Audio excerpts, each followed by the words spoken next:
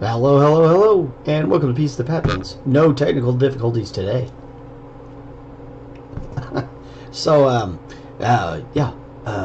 Exciting day yesterday. We got some ideas down. We have a pretty good pattern I think here.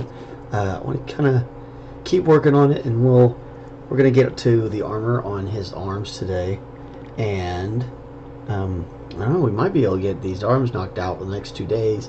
Move on to getting the torso and the face and the hair done, and maybe have this thing wrapped up pretty quickly. And then we gotta do his arms and the axe after that. I still have to figure out how to do it about that missing arm. Really thinking about getting the printer running and printing one up. Might be faster, probably easier, and it'll look more cohesive, look more like everything else, and less like I sculpted one. Although I could probably sculpt this. This isn't all that that difficult. There's not a lot going here, but those precisions of those 3D printers is pretty intense. It's definitely better than most of my hand sculpting abilities. When it comes down to like the filigree on the armor, the little lacy looking bits and things like that. And that stuff's hard to do, and especially on the tiny level that's at. So, probably gonna might print one. Anyway, so we're gonna get right to it. So let's head over to that painting camera. There we go. Oh, there we are. Try to get this thing set in the right place. I always feel like maybe my cats move it. Maybe it's me that moves it. I don't know. So, still on this Epidemic Lounge kick. We probably are almost done with it, though. I think I've almost exhausted all of their long-form videos. So, we'll be moving on to some other music. But, again, kudos to Epidemic Lounge and their free-to-use music, because that's awesome. I love free-to-use music. Anywho, alright, so this is kind of the pattern we were working with yesterday. It's got this Payne's gray underneath it, and then the color of the top of it. This is to kind of help us with the ethereal look. It's so hard to get that right that we went for more trying to make it look like it's doing the transition and becoming the lion, and so like the ethereal is starting to fade away in favor of the fur. I might do a little bit more work on this side after it finished drying up. It looks a little bit too patchy. Not exactly what we were looking for. But this side turned out pretty good. So, go from there. And we got to get started on this. So I'm actually going to drop some Payne's Gray on this. We're going to use that brush I've been trying to fix that my kids left in the water. And, because it's actually a great size for this. Now, one of the changes I think I am going to make from the last one is we're going to add a little bit of this raw umber to our base. Kind of make it even more muddy gray. It's not going to be that big of a change overall, but I think we're going to like it. Just make sure you get a nice good deep coat of that. That stuff's getting a little dry on us, so we're going to restore it. One of the things about these finer quality paints, they've come right back. As long as they're not like dried husks. You can't do that, but I said that brown isn't going to make that much of a difference here. Not terribly worried about my overpainting. We're going to come back and hit that with pretty fine details and some washes anyway, so armor is going to be, I think it looks like we're going to be doing a silver. Interesting color combination choice.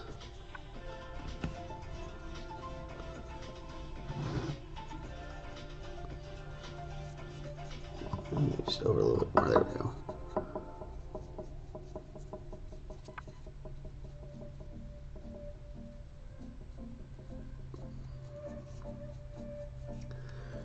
And just trying to make sure you're getting in all these spaces. And you notice I kind of pull out, and that's helpful with hair typically. Going backwards in hair will fray your brush. Anything spiky too, it's not even just hair, like if it's spiky in general, you want to pull away to the tips. As a general rule. There's always exceptions to everything in art. And a lot of art is a lot about just how you feel, you know? So, if you're feeling a certain thing, then you're feeling a certain thing. And that's what you should do, because that's art. At least that's my philosophy.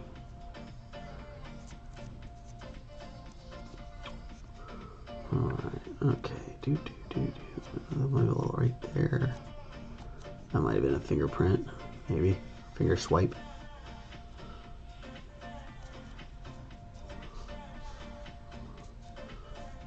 You can see how that Umber really didn't change much, but it is a subtle difference to where it makes it just, it's a little less blue when we do that, and that's kind of what we're trying to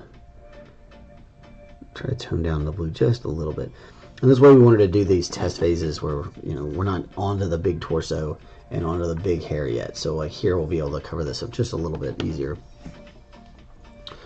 Oh, I did forget to plug this. I need to plug this hole. I should have done that yesterday. I got it caught up. My kids are in summer camps right now, so I'm running around all over the place trying to get them where they need to be. Now this is an interesting one. We don't really want to backfill this whole thing with millput, because that's it's going to cost us a lot, and you know, it's going to make it heavy, so we don't want to do that. We only need a little bit of it.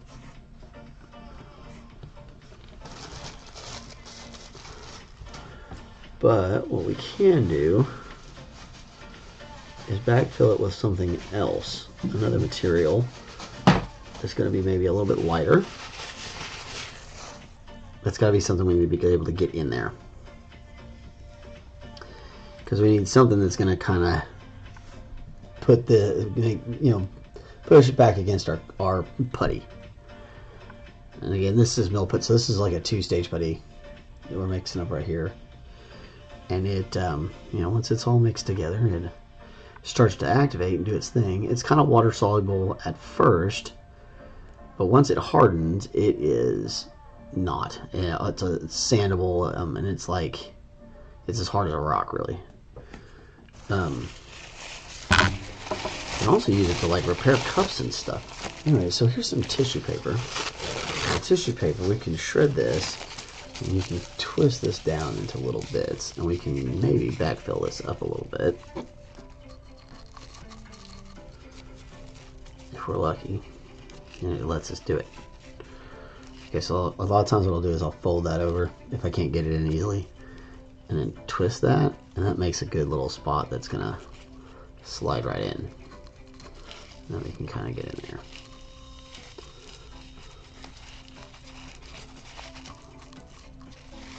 Make sure you keep twisting the same direction. And I got quite a long piece here, so I'm doing something similar to this with a sculpture I picked up from my sister, which we may do some. We may do that one in some shorts. I'm not sure. That's too big to do here in the normal cameras. So we'll probably be doing that one off camera or off the big camera. We can do little shorts about it or something.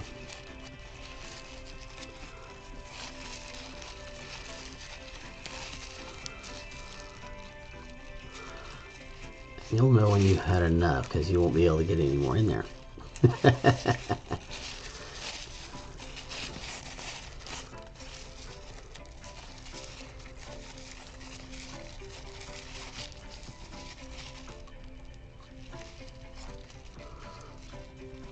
Just imagine trying to fill this up with putty.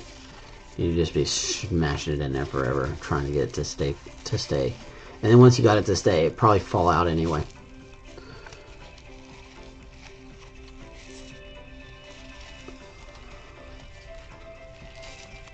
Here we go, getting pretty close here.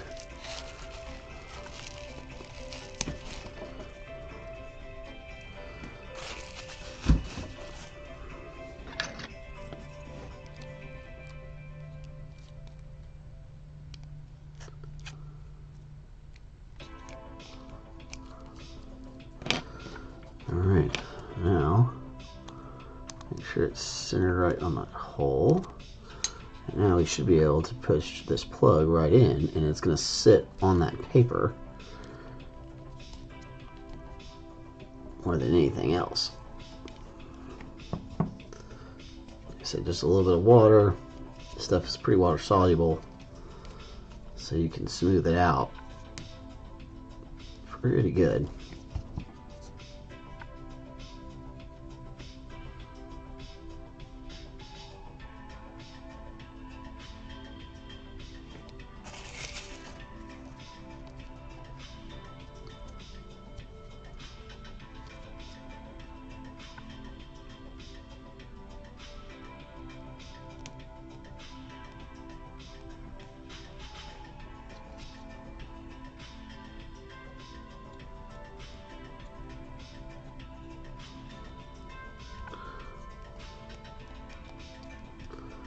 Off any excess. One more smooth out. There we go. Alright, now just let that harden up. You never know if there was anything wrong with that at all. Or that there was, well, it wasn't anything wrong. It was a drain hole. This from when they put a hole there so it would drain all the resin out, which is a good idea because it, you know, the resin will. If you leave too much resin, leave too much resin on the inside, it will actually make it degrade, and then it will kind of like split. It's kind of weird. All right, so that stuff will start to set pretty quickly. We'll get back to it here in just a second.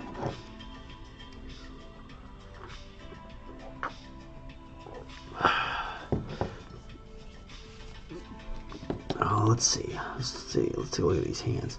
So we've got some on the hands.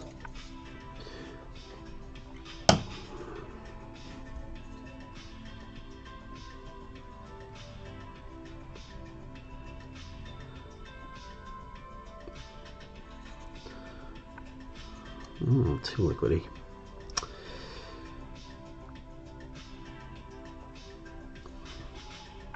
There we go.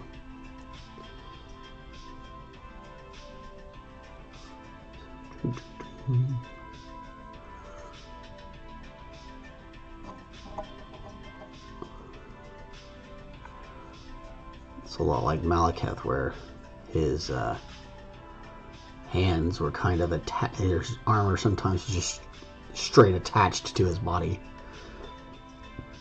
I don't know if that's lore accurate or if that's just something they do with the sculpting, because there's no real tell where it actually meets and doesn't from the video game sources. And sometimes that's what they have to do when you're creating the sculpt and you're trying to base it off of something you don't really have the full render of. Yeah, it's pretty easy to do a full render of a normal person because we know what a normal person looks like. It's pretty easy. Or if you're going to do a set of armor that King so-and-so wore at the Battle of so-and-so, then yeah, we'd probably be able to actually get that piece of armor and look at it and make an exact replica. But you're talking about a video game where these guys make these crazy armor sets and these really cool weapons and stuff. Well, good luck, chum. Sometimes you gotta make some of that up. Alright, so I really like that darker. That is a little bit darker base coat, and I really like that. That's definitely the idea we're going for here. Okay.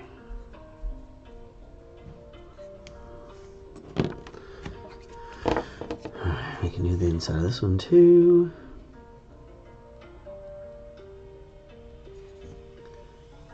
Maybe give that other arm just a second to harden, for that millput to harden up before we start painting on it.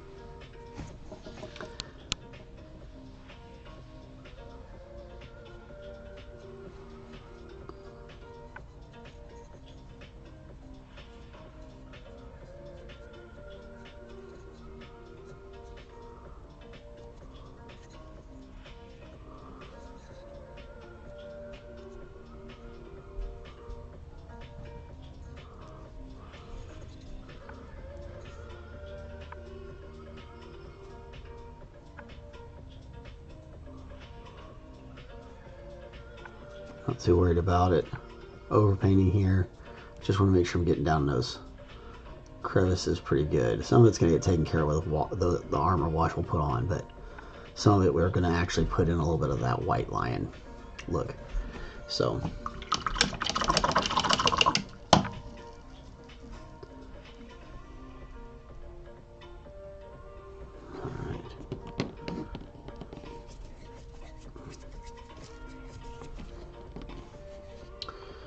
so I think we are going to go with silver for that armor.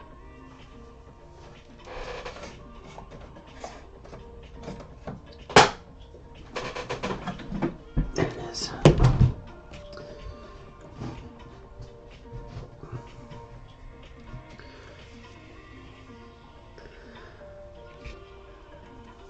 And we're gonna make it pretty silver. And I think the wash we're gonna do on this is more. It was like more reddish, but I'm not sure if we're going to do that.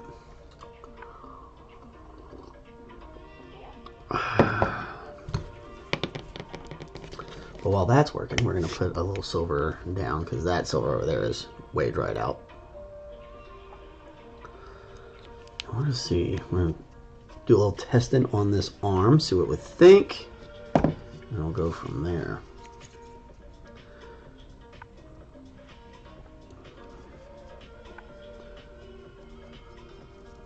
I don't normally use like straight silver for armor, but this one's going to be, it looks so light in the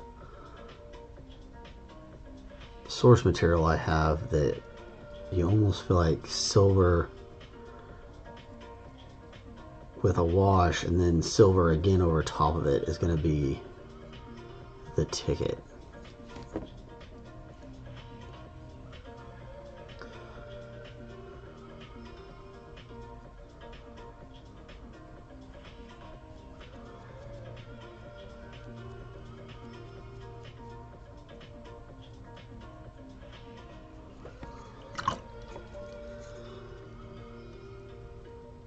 You know, a lot of people look at what I use to paint and it kind of makes them nervous. I use a much thicker paint than most people, but it's because I thin down my stuff a lot and I keep my brush very wet. If you watch me paint, I'm always kind of flicking my brush in there. And it's because when I got started in painting, I started in oil painting. And like, it's a completely different kind of medium. So you it's just different. So you kind of have a different outlook on how to paint and what to paint when you start that far to the other side of things. Because oil paint is pretty thick. And you can thin that out and stuff like that if you want, but this was painting on canvas, so it didn't have to be thinned out, because unless you wanted to, and a lot of times I didn't. And so my first experiences with really learning how to use paint as an art medium was not miniatures. So I came to miniatures in from a different perspective. I'm probably going to need this smaller brush for all that. So my style is a little different than most people's. I definitely don't recommend it for beginning painters. If you don't know anything about painting, I definitely wouldn't do my technique. It requires that you be you kind of have to be perfect on the first go round, or know how to fix the things when they go wrong.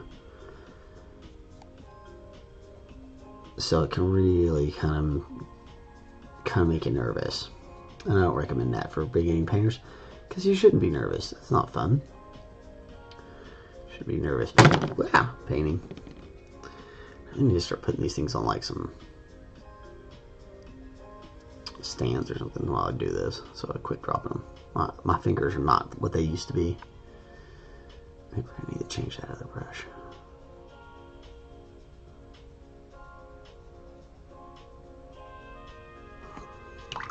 I think you're right. Alright, so that's good to know.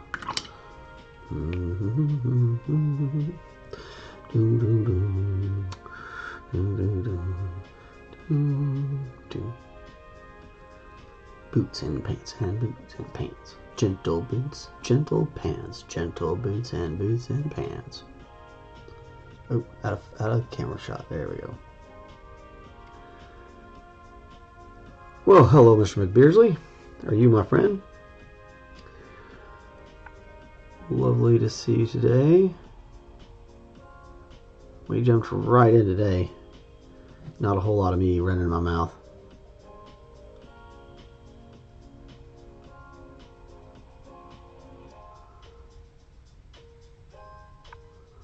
Working on silvering up this armor.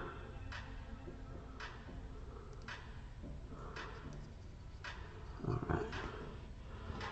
I'm gonna let that sit. Doing alright, just coasting through the workday. Nothing exciting. Well, there you go. Gotta like that. Nothing exciting is good. That's the good stuff. That's the good ship lollipop.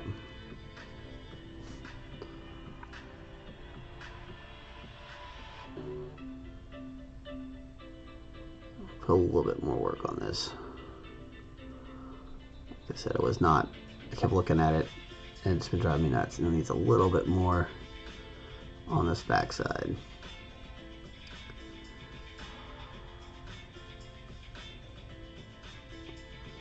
Too gray.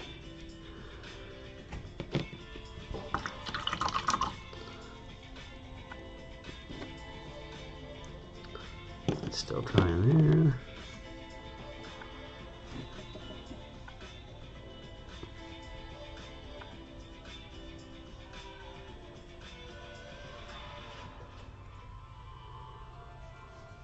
Okay.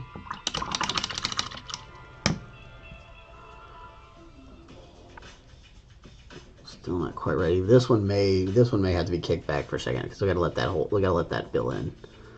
Let fill in dry, so it'll look right.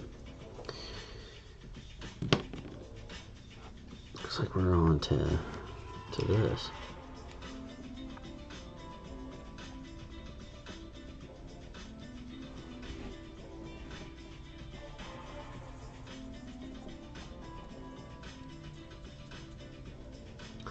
Okay, this one's coming in on this shoulder. Like, no, this is the one that, this one that sits on top. So it's like this. Alright, so light's coming all over top of this thing. Great. Easy. I like easy.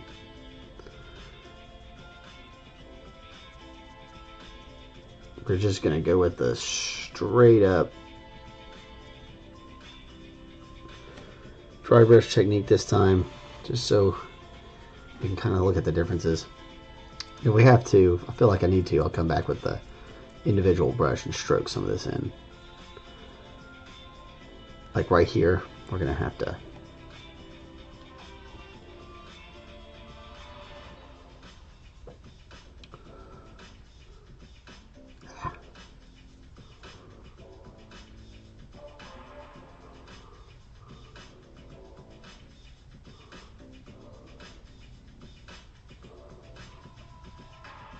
and you can see how that's mostly in those big cracks at the bottoms.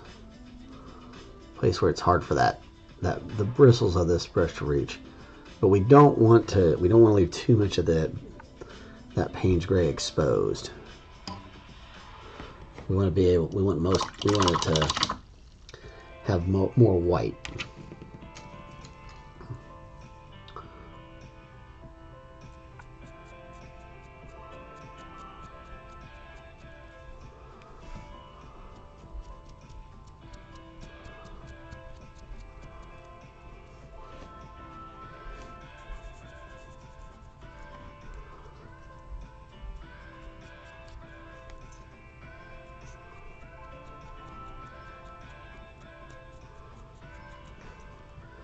So I've started this new thing to help me keep track. This is Mr. Beardsley.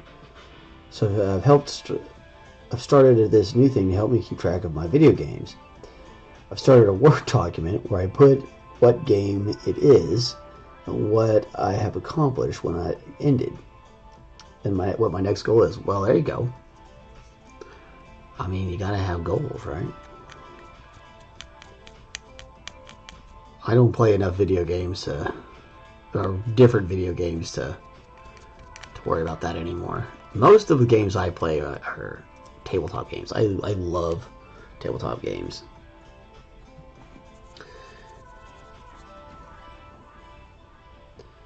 I always struggle with games. Mr. Beardsley, and always struggle with game hopping and losing track of what I was doing when I get back to it, and I feel like I should start over again. Yeah, I think I've done that a couple times.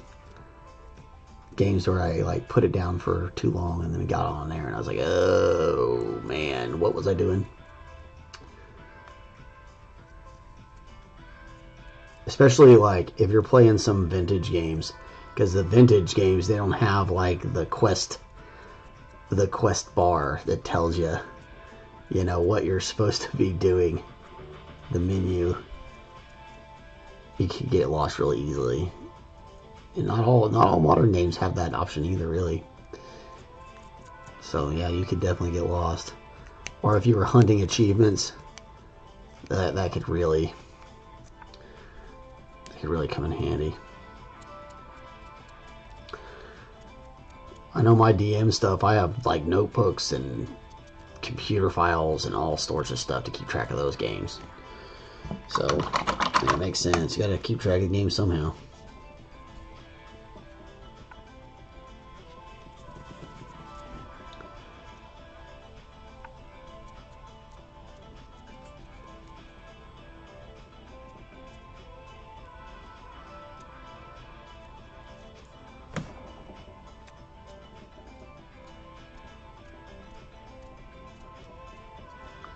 Just need a little dabs there. Most of this stuff you're not going to see at all.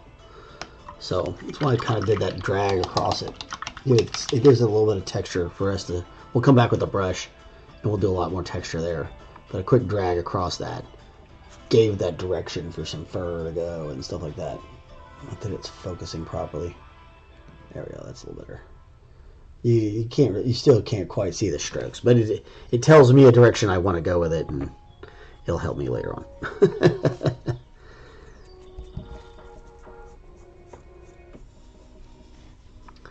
Yeah, we haven't played D&D in a while. We gotta, or any games. Summer vacations got everybody so busy. Heck, my oldest son hasn't even been here. Nope, I'm getting out of order here. I need to do and finish up these little. There's a couple of these spots that need to get done.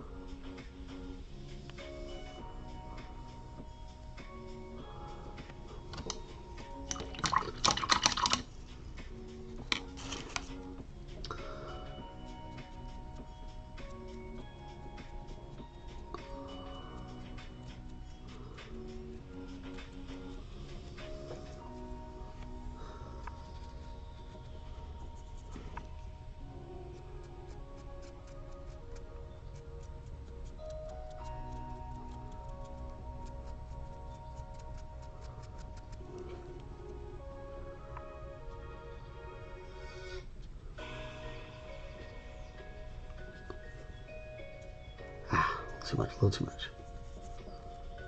That's what happens when I get a little carried away.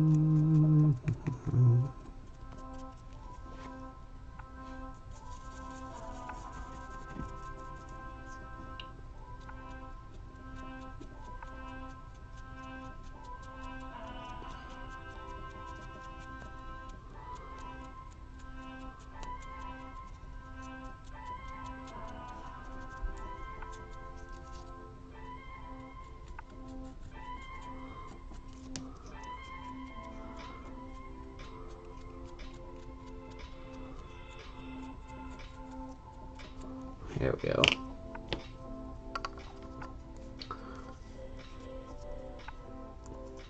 There we go. Let's see, Mr. Beardsley. Yeah, I'm an achievement hunter.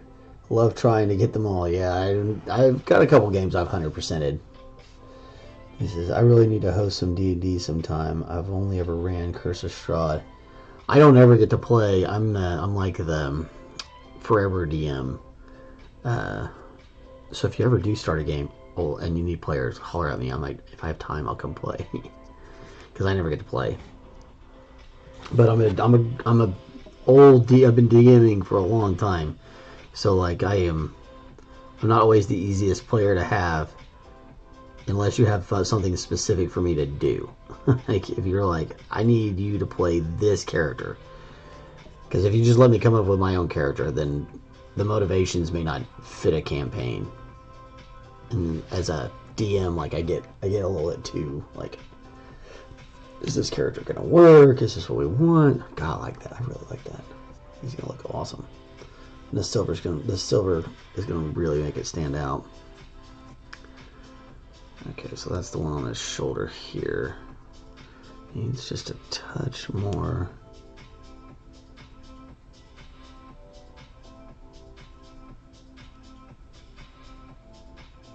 Back in here.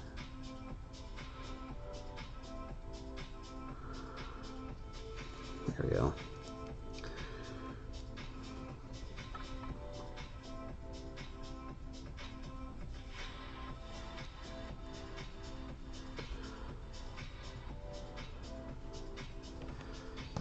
Yeah, I do have some online friends that let me run some sort of campaign for them, but I'm thinking about buying Foundry. Seems people like it more than Roll20. Really? I haven't checked that one out. Most of my stuff's on D&D Beyond. Because I had a bunch of discount codes or some shit like that a long time ago.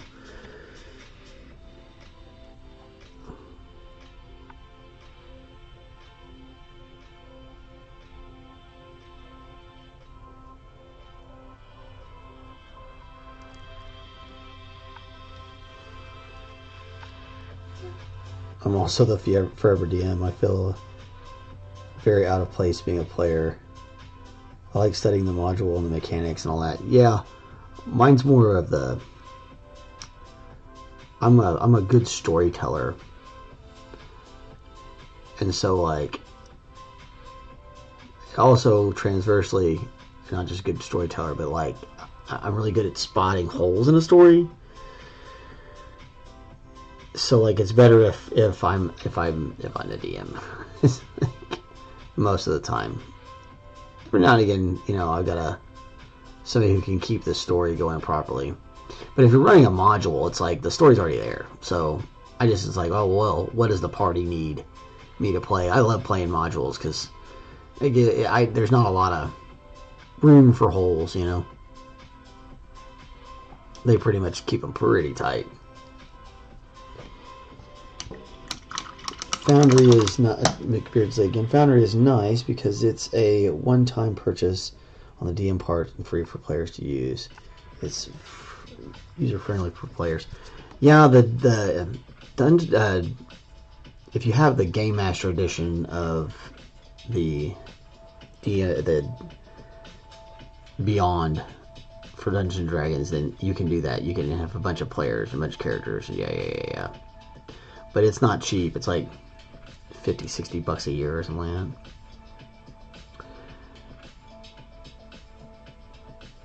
And it's like a subscription, which is wild. The idea of paying for a Dungeons and Dragons subscription is probably making Gary Gygax roll in his grave.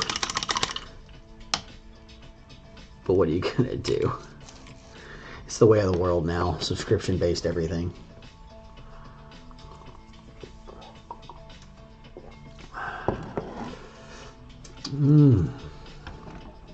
Alright, so we got a little bit of our nappy wash here. The grease.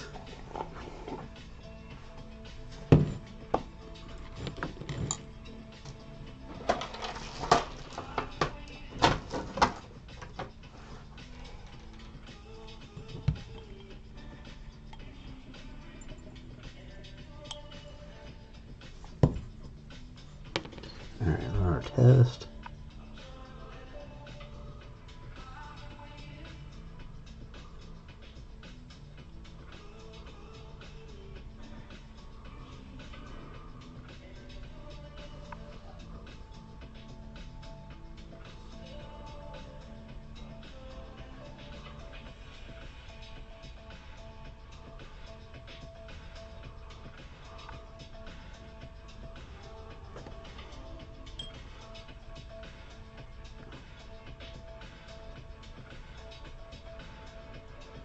Very carefully, very carefully.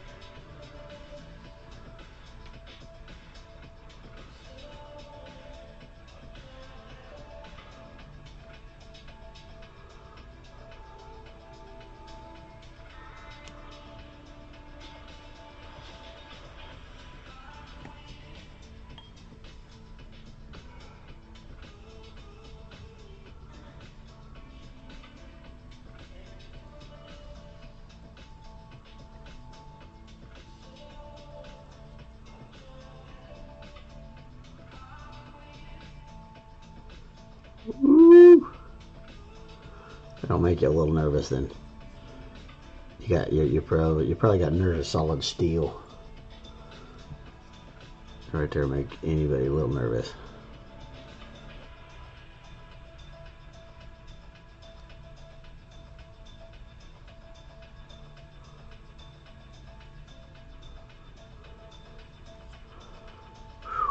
Okay. Almost there, almost there.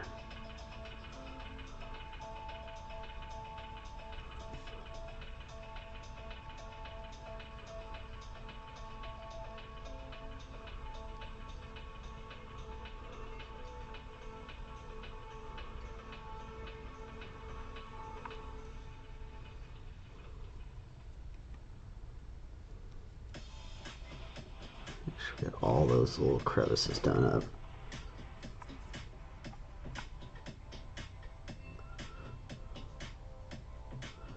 Silver, if you miss this, if you miss a spot, you'll see it. Which is why I don't like it for armor. As a base, anyway.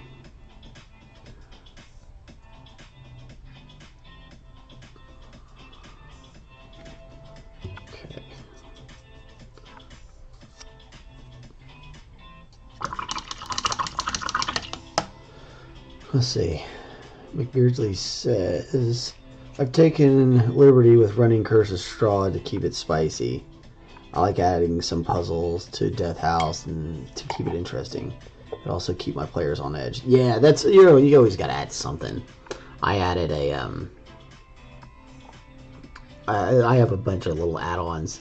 some of them are like specific to specific campaigns, and some of them are like my general setup for a game.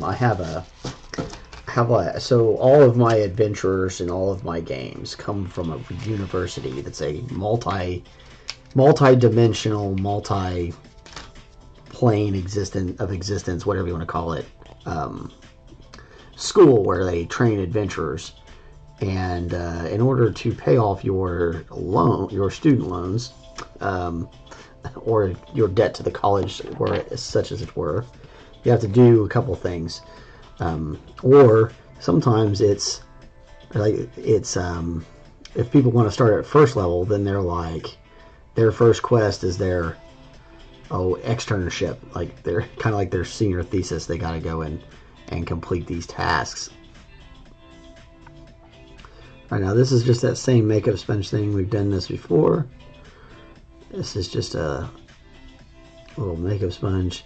I'm doing this to pull off any of this excess on these larger panels where I don't necessarily want it to have pulled up quite as much, because we're going to come back and we're going to dry brush over a lot of that. So we want a lot of it to kind of dry and stay where it is so we can use it for the details. But this stuff here would be easier to just pull the excess off from the spots that doesn't need to be, so we don't have to work so hard to dry brush it. Also gives you kind of a chance to kind of move it where you want it, such as it were.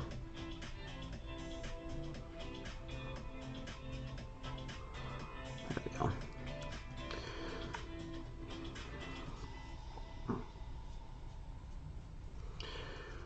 And you can spend a lot of time messing around with it, so don't get too crazy.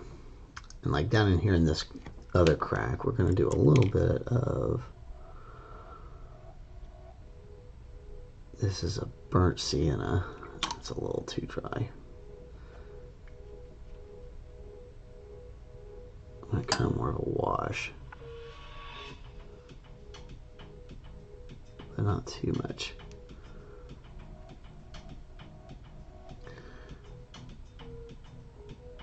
And this color is going to kind of give us the, like the under armor of it has rusted just ever so slightly.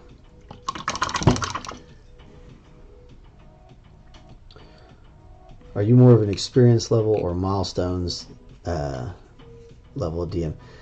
It depends on my players. I usually discuss that in a session 0, what they kind of, which way they kind of want to do it. I like milestones for early players, for people who haven't, or people who have not played Dungeons and Dragons before, or people that don't want to keep track of the experience, versus like your older school players. They thrive on that experience thing. You know, they like to have the experience points and count them up, and that's what they want to do. So, you know, it's always dependent on the players. I do a lot of that in the session 0, kind of figure out who's played, who's not, what kind of experience they have, you know, while we're getting all characters and stuff together, you know, and figure out what kind of, do you want more puzzles, less puzzles? You want more role play with a capital R, or more tactical combat? Like just kind of an idea of what they want to do. And I do that by like a secret ballot where they rank. You rank your your priorities. I have four categories, and you rank your priorities. And yeah, well, it's a role play, exploration, puzzles / mystery, and combat, and then they rank them, and then I tally it all up between all the party, and I tell them what I've got as a tally, and then we have a discussion to kind of see where everybody's at. Is that what we really want to do? Or, you know, and that way they can kind of, it gives them a little bit of a chance to change each other's minds. And we can kind of get and say, okay, well, this is what we're doing for sure. And then we kind of move on from there.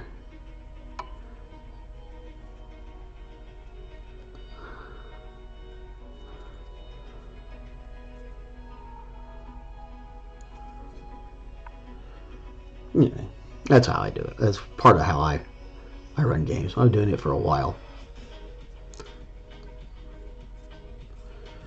That's a good way to make Beardly said that's a good way to do it. I like that. I've always gauged player expectation, but I've never gone that deep into it. I'll take note of that for next time. Yeah, it's super helpful. What it really kind of lets your players help you determine what kind of game they want to play, so you're not like grasping at straws on, you know, well, why didn't they like this particular thing, and you go back and you look at the. If you had done that session 0, you would have found out, oh, well, this group really wants to fight something every night, and you have gone 3 nights and they haven't fought anything, and that is why they're starting to get a little grumpy.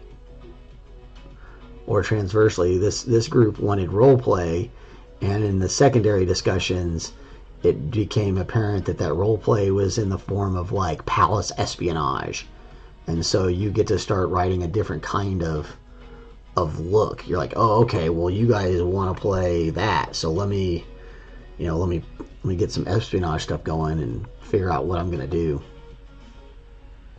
And it's always good to check back with them too and be like, hey, so you guys like that? You know, what do you want to? Especially after, you know, a big part to a campaign, you can always readjust and say, okay, well, how's things looking? Are we still liking this kind of deal? Would you guys like to see more this or that? And just keep those 4 kind of pillars as your gauge, or your like benchmark gauging, whatever you want to call it. It's kind of old school way of doing things, but they, you know,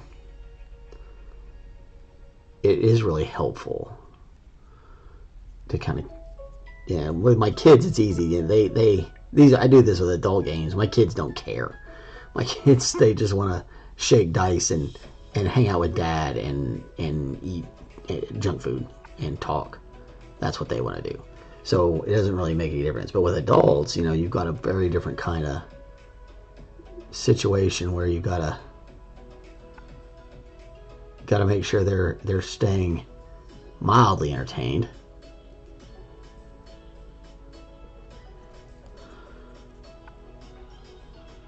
Awesome.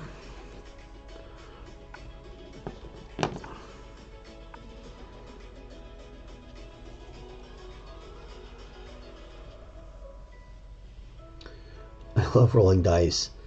That's why I buy pretty ones. You're dice goblin, huh?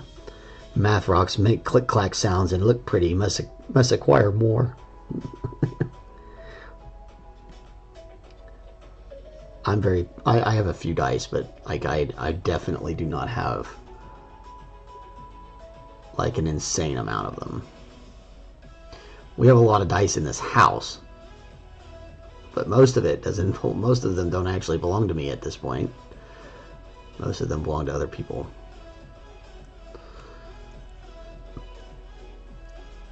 Some of them are my brother's old dice, and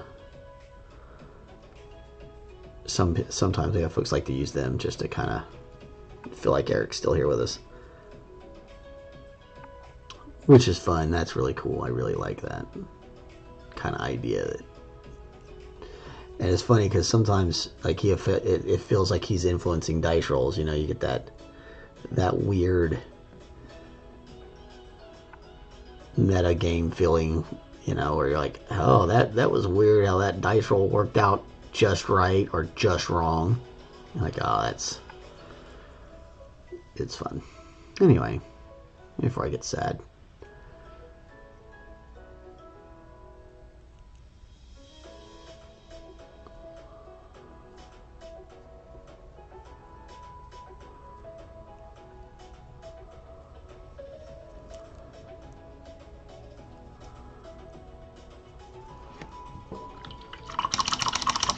I have like 3-4 sets of pretty ones in a nice bag. A giant bag of just generic colored dice that's helpful if anybody doesn't have any. Yeah, that's always a good way to go. We have several sets, like I said. That way, if anybody needs them, like, and I have like so many different types of dice for so many different types of games that, yeah. And I've most of my dice I've actually acquired from other people. They've given me the dice or bought me it for a present or whatever. I think I only have like a few sets of dice I've actually bought for myself. My old vampire dice, and I have a set of D&D dice I bought for myself. And I have like several D&D dice that somebody else bought for me. And then I have a bunch of 6-siders that are for Star Wars and Warhammer.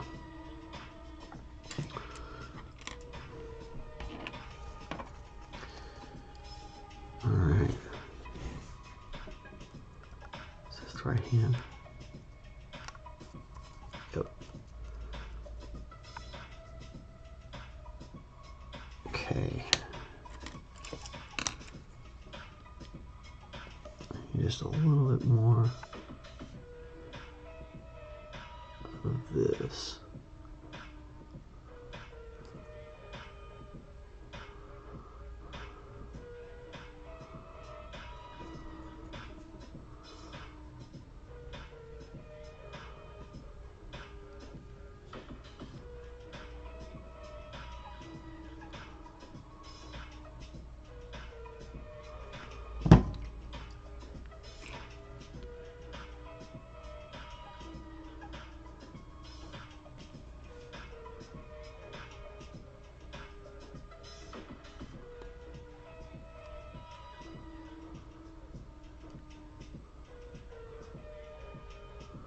Kind of fade down on the hole there.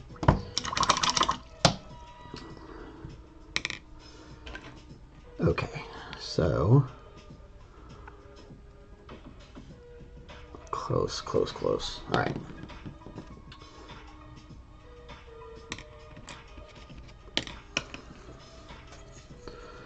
So we're waiting on that. We'll move over onto getting this done.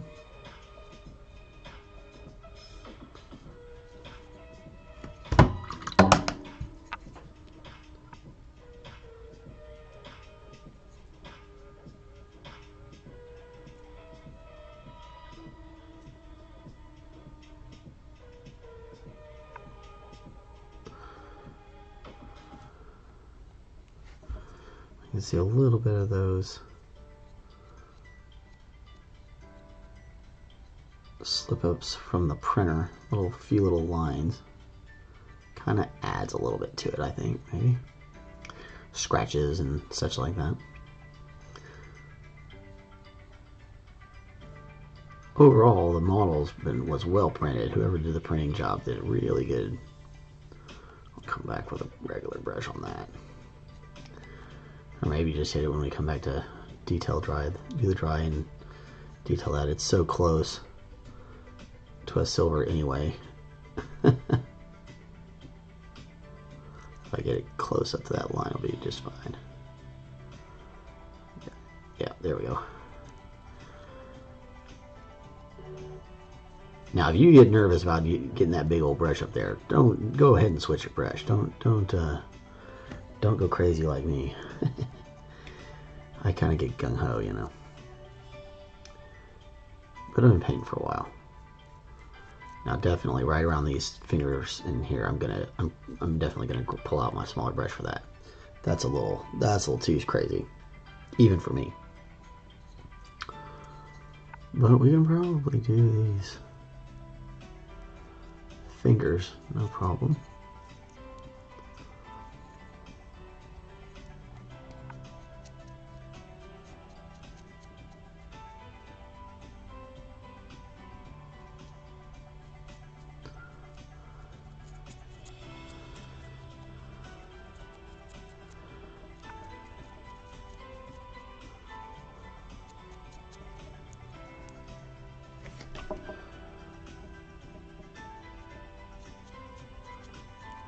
Holy moly, time flew today.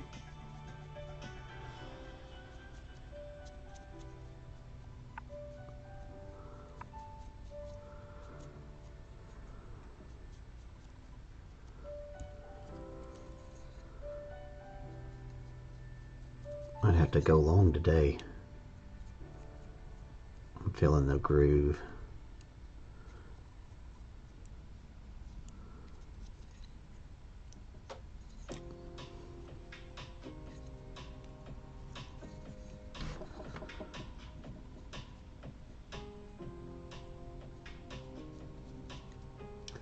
At least get this one arm done.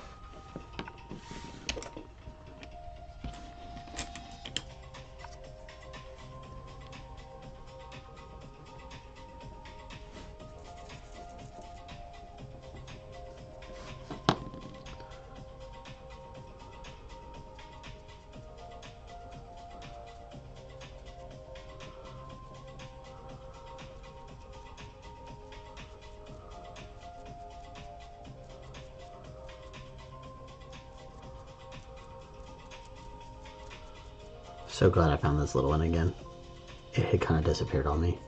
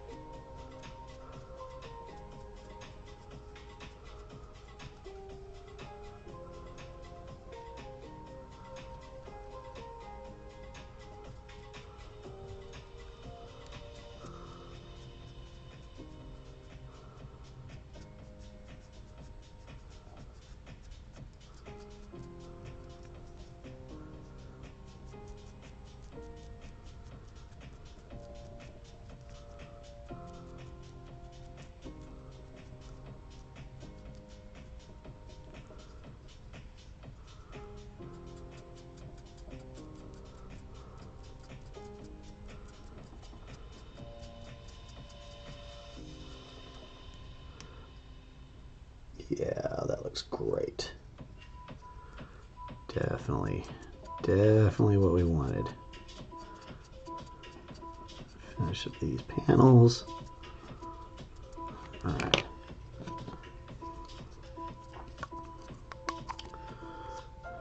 Yeah, that's what we want. Let's see. McSpiritly says Amazon actually put some discounted books and modules on for Prime Days. I'll have to look into snagging one or two, see if have them in a collection of sort. Yeah, they're because the new edition's coming out, so all the old stuff is getting ready to get sold, and they're getting ready to sell it. So especially if you're still going to be running 5e, you got a chance of getting some pretty good deals in the next couple of weeks, months. Yeah, that looks really solid. All right, we'll get down here and put on the wash shortly. It's not quite ready. So let's go ahead and we're going to move over her, and we're going to go ahead and paint this guy silver.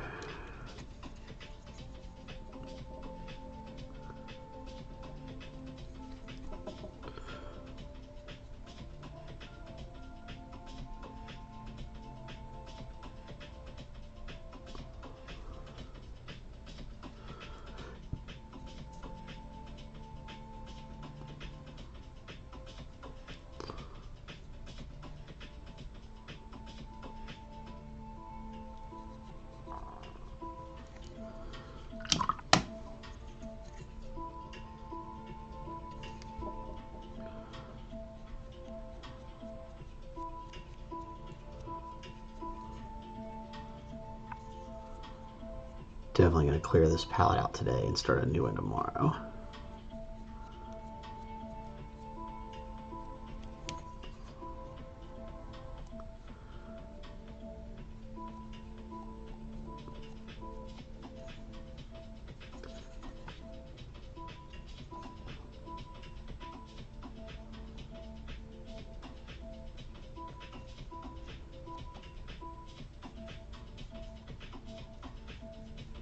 Make sure I don't have anything I gotta paint white. I got lots of white sitting up there. Probably should have done Godfrey's other arms. The other parts to his arms where it's fleshy, because I have the flesh out, but try to very rarely use that color, so I'm not worried about it. I'm painting with a lot of flesh. Most of the stuff I paint, you can't see the flesh of it, or at least not a lot of it. It's all armored up.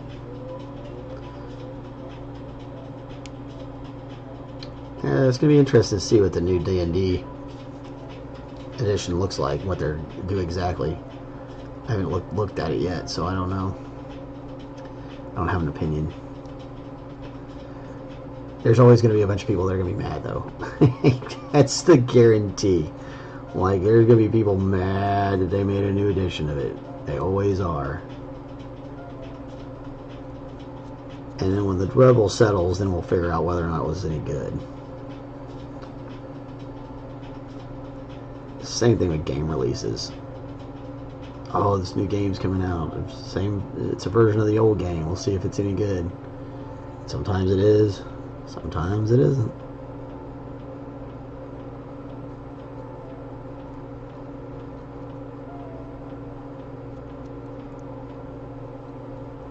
And sometimes people think it is, and they're entitled to that opinion. And sometimes people think it's bad, and they're entitled to that opinion. And it's okay. We have like way too much tribalism going on these days, where everybody thinks everyone needs to believe exactly like they do. And that is not, man, that is not cool. That ain't the way we live things. It's cool. It's better when people have difference of opinions and we can like discuss them in a calm, rational manner. Especially when you're talking about like the opinions on a video game. I did get off a lot of like the game. I was on a couple of the game sites where, you know, discussing games, well, not sites, but pages on social media, you know, for fun memes or whatever. But shoot, I lately gotta get off them. It's so toxic. You're just like, man, you guys, really?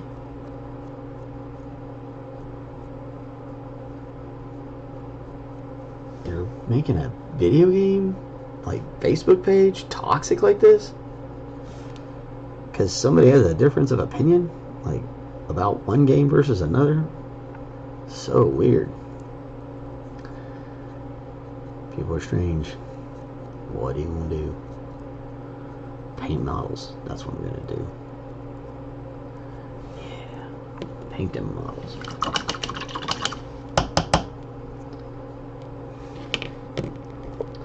Yeah, we're a little over time, but that's okay. We're going to go a little bit long today, troops. I want to get one of these arms, like, done. Or at least, like, mostly done.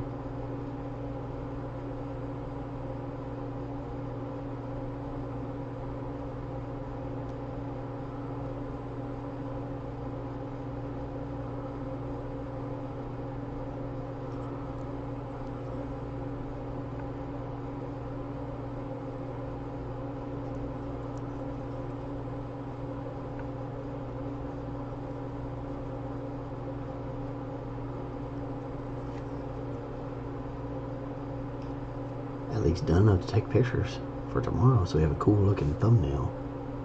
Oh, I ran the music out. There we go. That's always a good. That's always a good sign that we went long. The music stops.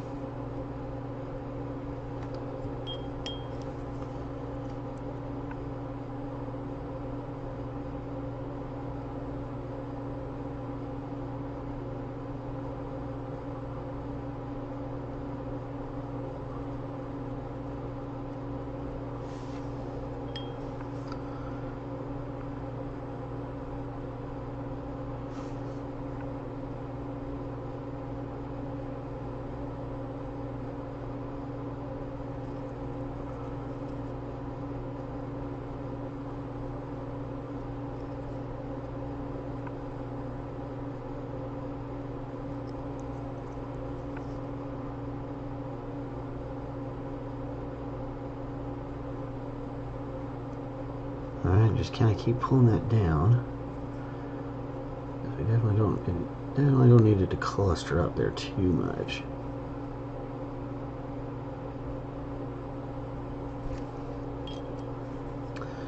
Here's where it's gonna get a little tricky. We're gonna kind of try to grab that edge and get under it all. There we go.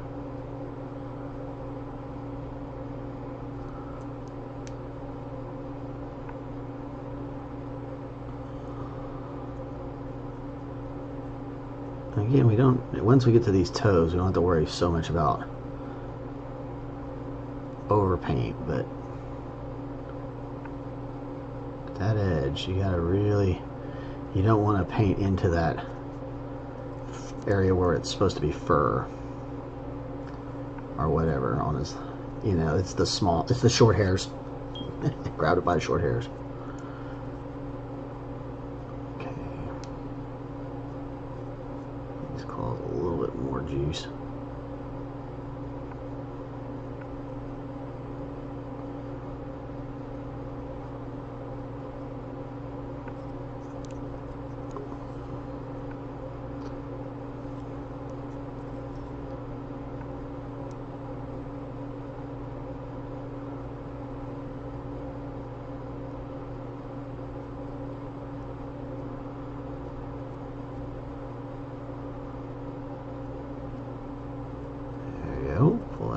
Pull that down. Take all this excess, do the insides of these claws real good.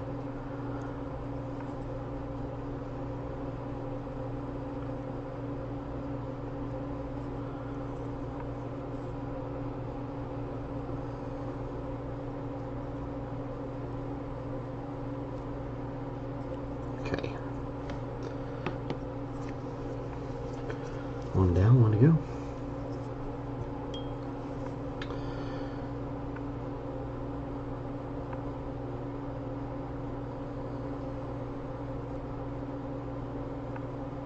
Ah, shoot.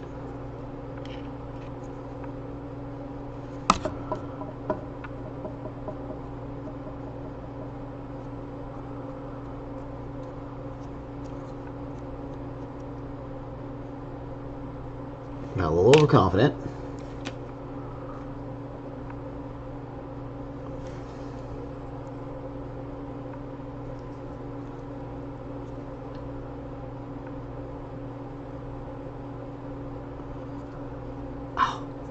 Now that was just my old dang hand shaking on me.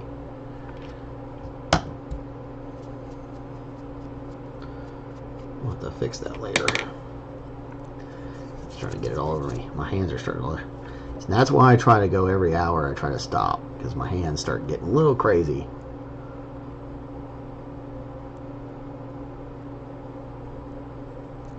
I could take a break for like 20-30 minutes and come back and get back on it and be okay.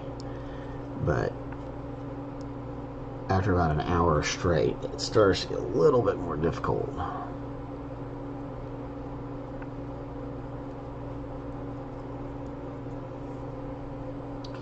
That's okay, we'll just come back when we do touch-ups and we'll touch that back up. No worries.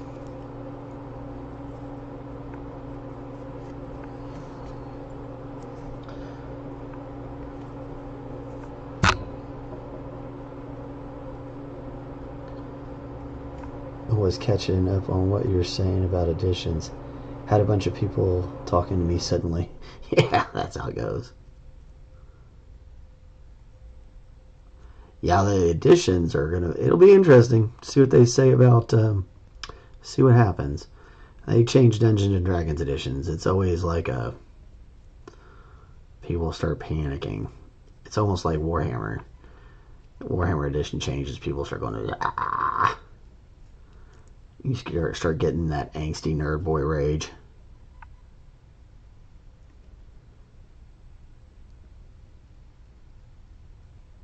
Yeah, it's starting to get a little shaky.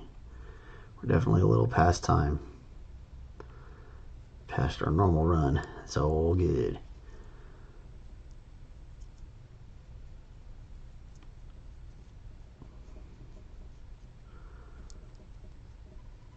get at least most of these arms done in a sitting. That's pretty good. I'm pretty happy about that. All right.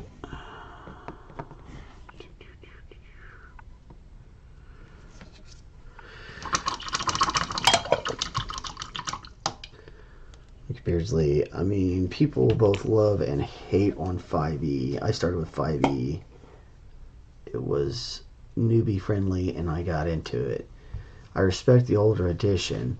I just don't know enough about them. Goof. Listen, anybody who sits there and pines over like the older editions, what they're wanting is super brutal Dungeons and Dragons, because the old school Dungeons and Dragons was like, you were gonna die. Our DMs usually had us come in with like 4 characters to play because we're just gonna get killed. So you had that. I mean, and Thaco. You know, Thaco was just a pain in the ass. Calculating that just got to be unruly, and it was cool. And if you're looking for more of like a visceral experience, like old school Dungeons and Dragons that has it. It's brutal. But if you're looking for more of like the, you know, heroes saved the day, swashbuckling, you know, group of the Avengers in medieval times, then 5e is the way to go. Because it's definitely way more swashbuckling. I liked Second Ed too. Second Ed was good. Third Ed was pretty cool. They did some neat stuff. It advances. It changes. It grows with the times. It is what it is. But you know, Gragnard's gonna Gragnard. So if you don't know what a Gragnar or Grognar is, then definitely go look that one up, because that one's funny. I've had plenty of Grognars in my groups. It's been like, bro, chill.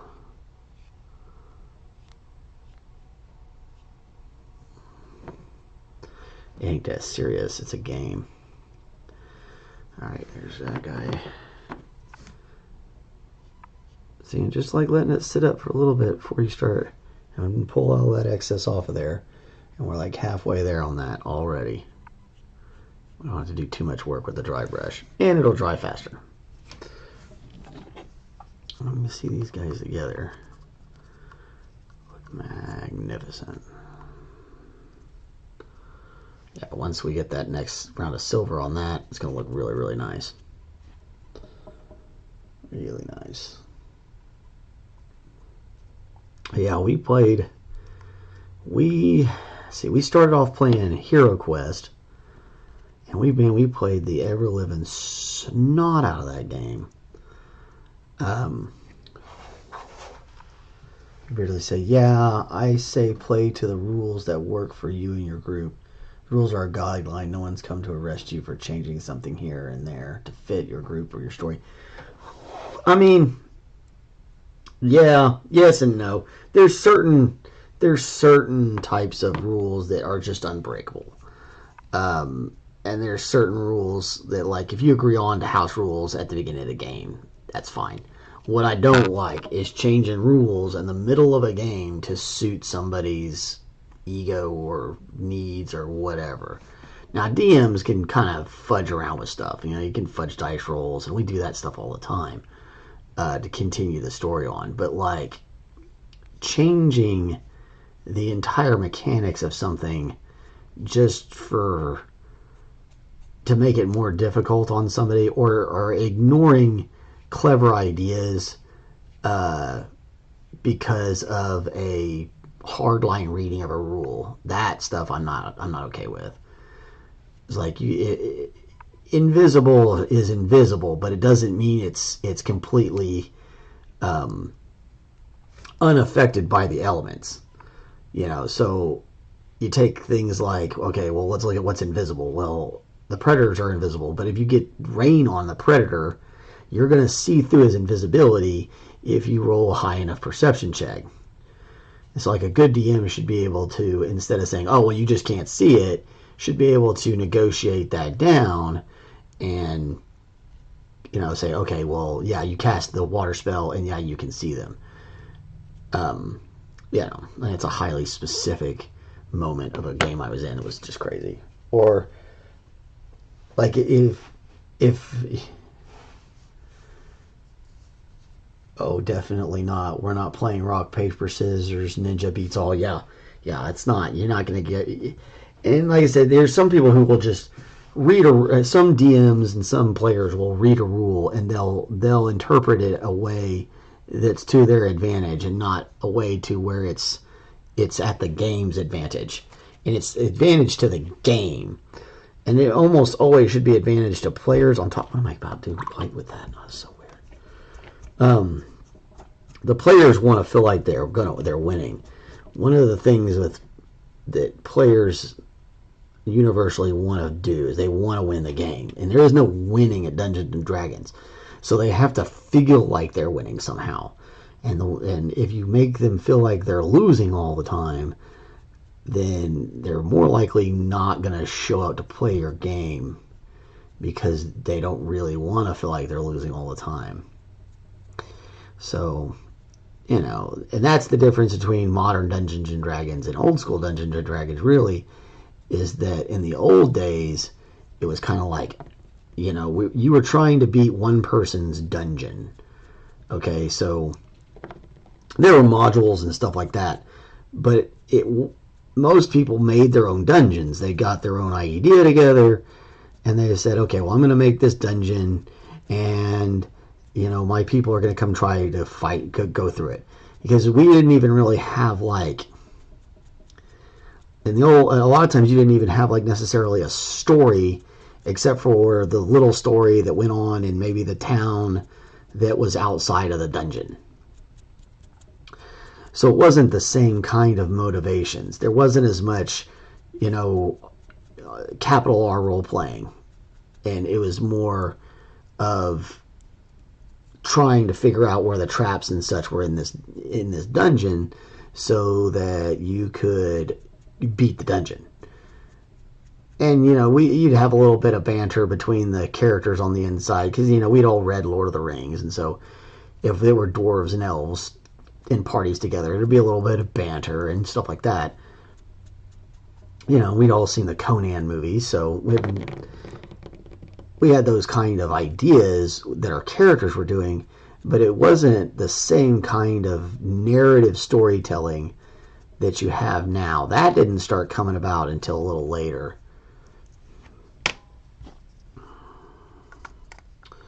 Oh, that's not the right side. There we go. Oh, yeah. Oh, yeah, that looks great.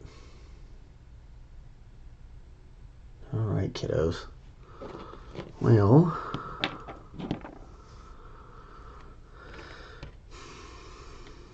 anything in there? Nope, that's totally dead. Maybe I got just enough to do this one.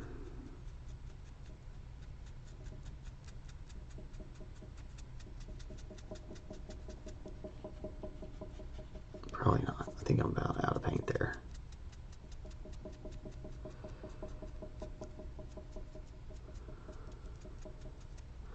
Yeah, we'll come back and do this one tomorrow. But anyway, I got the idea, right? There's old Shrew. Here we go.